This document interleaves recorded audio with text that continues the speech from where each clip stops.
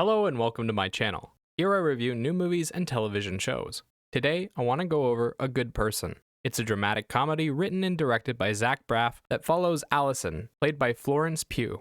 Allison is living her best life, engaged to the man of her dreams, with a lot of friends, and working a high-paying job when she gets into a car accident. Her future brother and sister-in-law are killed in the crash, and as the sole survivor, she's left with crippling guilt. Her life falls apart, and she turns to drugs.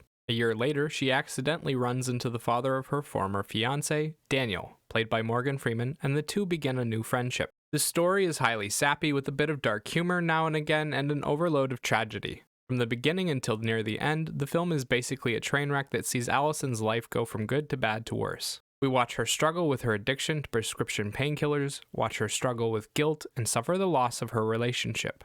At the same time, we're shown a bit of Daniel's life. His past struggles with alcoholism and abuse, and how he's struggling to raise his granddaughter after her mother and father died. When the two meet by accident, it seems like we're in for a storm, but Daniel takes the higher road and attempts to help Allison in her journey to recovery, but the downward spiral continues anyway. The film does a good job of fleshing out its two main characters, explaining their thoughts and motivations, and the story is consistent and exciting, albeit a bit formulaic. It's constantly introducing new low points for Allison to hit until she eventually hits rock bottom and gets the tough love she needs. At the same time, we see how she's dragging the people around her down too. The film plays heavily into the tragedy elements and spends a long time wallowing in the emotions of survivor's guilt, addiction, loss, and a few other depressing themes. The humor is sparse and mostly comes in the form of snarky jokes. I did laugh a few times, but not often. At the core is the idea that we should try to see our own mistakes and grow from them, but it indulges in this idea in the rawest and most realistic way it can. It doesn't use sugar-coated examples. The cast does a fantastic job of their performances, showing off various stages of grief and different methods of grieving. They get across what it's like to deal with someone in the throes of addiction and show a surprising amount of heart and class throughout the situation. We also see how nasty people can get in their worst moments. At the center of the film are Florence Pugh and Morgan Freeman. Both are playing characters going through the same journey of recovery, just at different stages. Florence Pugh's Allison is a talented singer and pianist, a bit sarcastic, and a total train wreck. She spends most of the film suffering, and Pugh gets across all the little emotions that people tend to forget when dealing with addiction. We see how desperate she is for relief, and how angry she is at anyone who tries to help her. Through reconnecting with Daniel and his granddaughter Ryan, she ends up opening up and letting her pain flow freely. Pugh gives a highly emotional performance and plays the struggling drug addict in a pathetic yet pitiable way. You feel bad for her and want her to get better, which makes seeing her continued failures all the more painful. Morgan Freeman as Daniel is a kind but strict old man. He's made his share of mistakes and wants to help Allison through hers. Freeman is charming at times, giving great advice and actively listening when Allison unloads. He tries to relate to her while getting over his own grief, but loses it when she starts ingratiating herself into his granddaughter's life. Seeing the woman responsible for his daughter's death also be reckless with his granddaughter has him worried, and when she finally hits rock bottom, he tells her the truth about how he feels. Freeman gives a passionate performance and draws out every last drop of emotion from the story.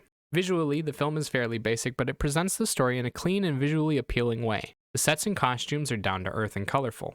The majority of the shots are simple, mid and close-up shots with the occasional pan and zoom, but nothing overly complex. Where the film excels is in its ability to capture the emotions of the characters and put them on full display. We get all the raw emotion of the scenery in an easily digestible package. Sound-wise, the film has a few catchy original songs, one or two background tracks here and there, and a lot of silence. It lets the actors do their thing and never puts music under it to color the scene. It only uses music when we're watching the actors play out the physicality of their roles, when Pugh is riding her bike, or when she and Freeman are going about their daily lives. It sits under montages as well, and while it tends to be nice to listen to, it isn't a significant part of the film. There are moments when it lines up with the scenery and the actors, but generally it feels like a respite from the heavy subject matter. It isn't trying to match the tone or follow the flow of the story, but giving you something nice to latch onto in this sea of darkness. Overall, the film is a well-produced story about survivors' guilt and grief. It presents raw emotions and takes a deep dive into what it's like to be an addict, and comes out of the tragedy with a tiny bit of hope for the future. It's a bleak film with a lot of drama, and if you like that sort of thing, this is a great version of that type of story. It isn't breaking any ground, but it's well done.